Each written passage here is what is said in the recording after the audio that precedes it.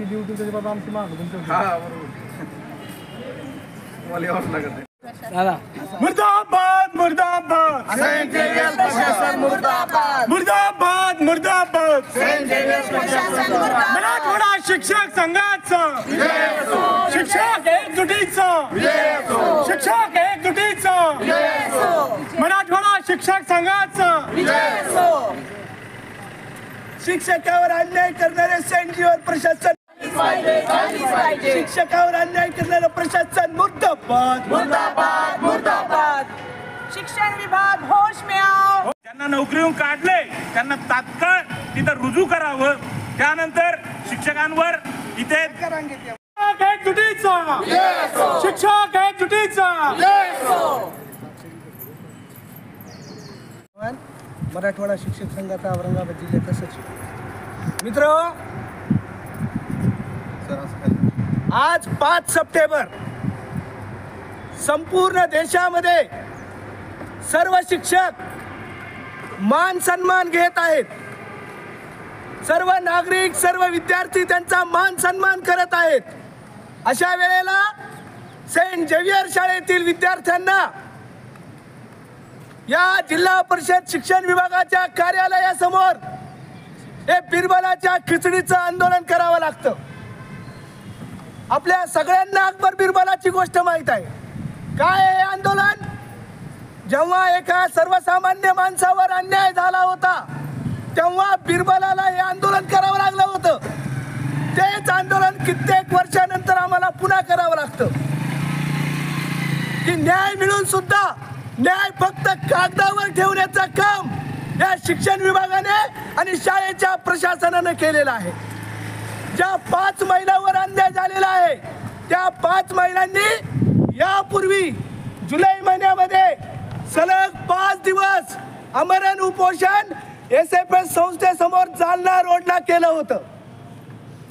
त्याची सुनावणी म्हणून शिक्षणाधिकाऱ्यांनी जे पत्र दिलं होतं त्यानुसार 11 जुलै 2024 ला माननीय शिक्षणाधिकारी यांच्या कार्यालयामध्ये सुनावणी घेण्यात आली.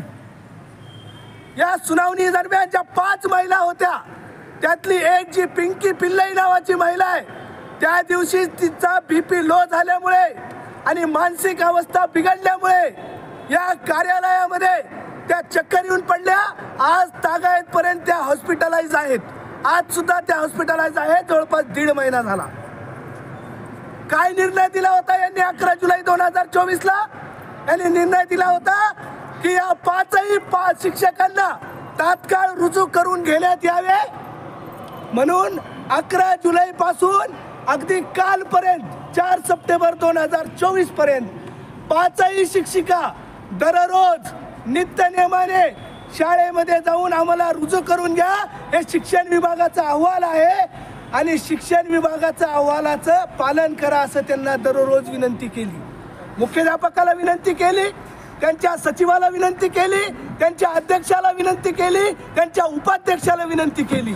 त्याचं फळ काय मिळालं तर त्याचं फळ हे पत्र दिलं मुख्याध्यापकाने की जर तुम्ही यानंतर या कार्यालयाच्या आवारात याल म्हणजे शाळेच्या आवारात याल तर तुमच्यावर रीतसर गुन्हा दाखल करण्यात येईल. मित्र, कुठलीही शाळा असो कार्यालय असो हे पब्लिक ट्रस्ट आहे. कोणाच्या बापाची मालमत्ता नाही. हे आमच्या प्रत्येकाच्या तुमच्या माझ्या आपल्या ज्या टॅक्सचा पैसा जातो त्यातून निर्माण होणारी गोष्ट आहे आणि ही अल्पसंख्याक शाळा आहे. ते स्वतःला तिथले अनभिक्षित सम्राट समजतात. त्यांनी बऱ्याचदा त्यांना सांगितलं म्हणजे तोंडी त्यांना सांगितलं की तुम्ही कदाचित जर ख्रिश्चन असतात तर आम्ही कदाचित तुमचं काम प्राधान्याने केलं असतं. या अगोदर तसा इतिहास आहे. शिक्षकांना मुद्दामून तिथून निलंबित करतात आणि तो जर ख्रिश्चन असेल तर त्याला मागच्या आधाराने त्यांच्या ज्या इतर शाळा 100% अनुदानित आहेत त्या शाळावर घेतलं जातं. मग हिंदी होणं हा आमचं पाप आहे का? हा आमचा गुन्हा आहे का? यावर कारवाई आमचं स्पष्ट म्हणणं आहे की शिक्षणाधिकाऱ्यांनी या कारवाईमध्ये कुठलीही कुचराई करू नये. कारण 25-25, 30-30 वर्ष ज्यांनी सेवा केलेली आहे अशांना जर तुम्ही अचानकपणे सांगत असाल की from tomorrow our school is not in need of you, आमच्या शाळेला तुमची गरज नाही, तर त्या महिलेनं करायचं काय? यांना थोडी सुद्धा लाज शरम कायदा वगैरे कुठलीही बाब यांना माहीत नाही. यांना एकच कळतं की आम्ही इथले राजा आहोत आणि आम्ही जे ते करू. म्हणून आम्ही पाठीमागं पण शिक्षण विभागाला सुनावणीच्या दरम्यान सांगितलं होतं, कारण आता इथं अनेक शिक्षक आहेत ज्यांचे सर्व्हिस 25-25 वर्ष झालेले आहेत, पण ज्याची 1 वर्ष सर्व्हिस झालेली तो मुख्याध्यापक म्हणून आणून ठेवलेला आहे. कुठल्याही नियमात नसताना मॅनेजर नावाचं पद निर्माण केलं फक्त शिक्षकावर दबाव निर्माण करण्यासाठी. हे असं जर होत असेल तर ही भारतीय राज्यघटनेची सरासर पायमल्ली आहे आणि हे कार्यालय ही पायमल्ली रोखणार आहे का हा प्रश्न विचारण्यासाठी आम्ही आज बिरबलाच्या खिचडीचं आंदोलन लावलं. सुद्धा शिक्षकांचं निलंबन केलं गेलं आणि त्या काळामध्ये इतकी शिक्षकांची उपासमार झाली की एक शिक्षिका सुनावणी दरम्यान आजारी पडली. ती आज सुद्धा या आंदोलनामध्ये येऊ शकली नाही. इतका तिच्यावर मानसिक आघात झाला आणि ती जी कोसळली ती स्वतः शिक्षण विभाग अधिकाऱ्यांच्या कक्षातच ती शिक्षिका पडली आणि तिथून तिला शिक्षण विभागाच्याच गाडीतून नेऊन हॉस्पिटलाइज करावं लागलं. अशी वेळ त्यांनी आज महिलांवर आणली आहे. 15 वर्ष सेवा दिल्यानंतर जर का अशी त्यांच्यावर शिक्षकांवर जर वेळ आली तर त्या शिक्षकांनी काय करायचं असा प्रश्न पुढे निर्माण होतो. त्या केपेबल आहेत, त्यांना दुसरीकडे नोकरी मिळू शकते, पण हा अन्याय का सहन करायचा? ज्या संस्थेमध्ये 14 वर्ष लहान लेकरं सोडून तनमन धनाने जेव्हा त्यांनी आपलं काम केले, आम्हाला कोरोना काळामध्ये 7 महिने सलग आणि 21 महिने अर्धा वेतन मिळालंच नाही, तरी सुद्धा आम्ही संस्थेशी इमाने इतबारे राहून काम केलं. विद्यार्थ्यांचं नुकसान होऊ नये म्हणून सतत कार्यरत राहिलो आणि ह्याचं फळ काय मिळालं तर दरवर्षी 1-2 शिक्षकांचं निलंबन होत गेलं. त्याविरुद्ध आम्ही सतत न्याय मागत होतो आणि शिक्षण विभागाकडे न्याय मागत असताना आम्हाला इतके दिवस न्याय मिळत नव्हता. यावेळेस सुनावणी दरम्यान शिक्षण विभागाने असं म्हटलं की ही कारवाई ही जे झालेलं निलंबन आहे हे नियमबाह्य आहे. पण हे नियमबाह्य निलंबन असूनही संस्थाचालक या शिक्षकांना पूर्ववत रुजू करून घेत नाहीयेत. जेव्हा की तिथे आज आवश्यकता आहे शिक्षकांची, शैक्षणिक नुकसान होत आहे, त्यांचं सगळ्यांचं वर्कलोड आमच्या डोक्यावर टाकलंय, पण तरी सुद्धा त्यांना ते रुजू करून घेत नाहीयेत. त्यांची इतकी हद्द झाली आहे की शिक्षक त्यांना विनंती करायला आले तर ते भर पावसात त्यांना बाहेर उभं केलं, पण आतमध्ये सुद्धा घेतलं नाही, गेट लावून घेतलं, लॉक करून घेतलं दोन्ही फादरनी. त्यांचा मनमानी कारभार वर्षानुवर्ष चालू आहे. या ठिकाणच्या ज्या सर्व शिक्षिका आहेत त्या शिक्षिका गुणवत्तेच्या जीवावर त्या ठिकाणी लागलेले आहेत. त्या ठिकाणी त्यांचं इंटरव्ह्यू असन, परीक्षा असन, ह्या सगळ्या गोष्टी त्यांनी करून त्या शाळेमध्ये जॉईन झाले आहेत. आजपर्यंत त्यांना इमानी इतबारीपणाने शैक्षणिक काम केलेलं आहे. जे काही मुख्याध्यापक सांगतील तर त्यांच्या सांगण्यानुसार ती काम इमानीतबारी केले.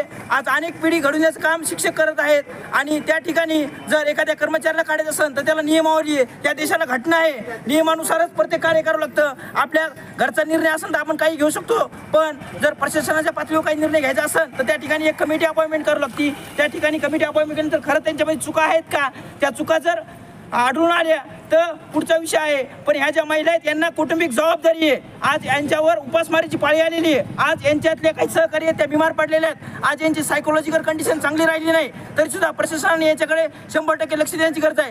ठीक आहे, ही अल्पसंख्याक असली किंवा प्रायव्हेट संस्था जरी असली तर त्या ठिकाणी शिक्षणाधिकारी मॅडम आहेत, त्यांनी त्या ठिकाणी जे काही संस्था अध्यक्ष आहेत, त्यांचे जे काही फादर आहेत, मुख्याध्यापक आहेत, त्यांना ताकीद द्यायला पाहिजे, त्या ठिकाणी बोलवायला पाहिजे. कारण जर हायर अथॉरिटी या ठिकाणी आज मराठवाड्याची राजधानी संभाजीनगर म्हणजे, आणि या ठिकाणी असं होतं कामा नये. हे काय एखादं खेडेगाव किंवा ग्रामीण नाही किंवा एखादी कुठं गुलामीमध्ये नाही आहेत. या ठिकाणी प्रत्येक शिक्षक असतील, संस्था अध्यक्ष, मुख्य यांना अधिकार आहेत, पण त्या अधिकाराचा त्यांनी योग्य वापर केला पाहिजे. या ठिकाणी हे शिक्षकांना गुलामासारखं वागणूक करतायत, त्यानंतर कधी काढून टाकतायत, त्यानंतर तुम्हाला गेटवर येणार नाही, आमरण उपोषण करता येणार नाही. तर असंच त्यांनी पत्र मुख्याध्यापक जे आहेत ते 24 जुलैला त्यांनी पत्र दिलं आणि त्यांनी सांगितलं की तुम्हाला शाळेतून काढून टाकण्यात आले. त्यावेळेस पण सर्व शिक्षकांनी त्यांना सांगितलं की आमची काही चुकी नाही, आम्ही या ठिकाणी गुणवत्तेत जीवा, त्यानंतर सगळ्या प्रोसेस करून आलेलो आहोत आणि आमची काही चुकी नाही, आम्ही आमचं जे काही शैक्षणिक कामकाज आहे ही मानितबारी करत आहोत. पण तरीसुद्धा त्यांनी काही ऐकून घेतलं नाही. त्यानंतर या सर्व शिक्षकांनी त्या शाळेच्या समोर, त्यांच्या ऑफिसच्या समोर आकाशवाणीच्या इथे आमरण उपोषण केलं. 3-4 दिवस आमरण उपोषण चालल्यानंतर 11 जुलैला 11 जुलै रोजी शिक्षणाधिकारी मॅडमने सांगितल्यानुसार त्या ठिकाणी सुनावणी झाली आणि सुनावणीमध्ये सांगण्यात आले की यांना तात्काळ त्या ठिकाणी जॉईन करून घ्यावून ते रिझ्यू करून घ्या. त्यावेळेस मुख्याध्यापक किंवा त्यांचे जे काही ऑफिसचे लोक होते या ठिकाणी आले आणि त्यांनी सांगितलं ठीक आहे तुम्हाला जॉईन करून घेऊ, पण आजपर्यंत अजिबात जॉईन करून घेतलं नाही. याचा त्यांचा शारीरिक आणि मानसिक परिणाम खूप होत आहे आणि त्यामुळे आज शिक्षक दिनी या ठिकाणी शिक्षकांना येऊन आंदोलन करावं लागत आहे. तर आमची परत एकदा प्रशासनाला विनंती आहे की त्यांनी त्यांच्या नियमाचा आणि त्यांना दिलेल्या ज्या राज्यघटनेने अधिकार दिले त्या अधिकाराचा वापर करून शिक्षकावर जो अन्याय झालेला आहे हा अन्याय दूर करावा, एवढी ही विनंती. आपलं नाव? माझं नाव अजय कदम.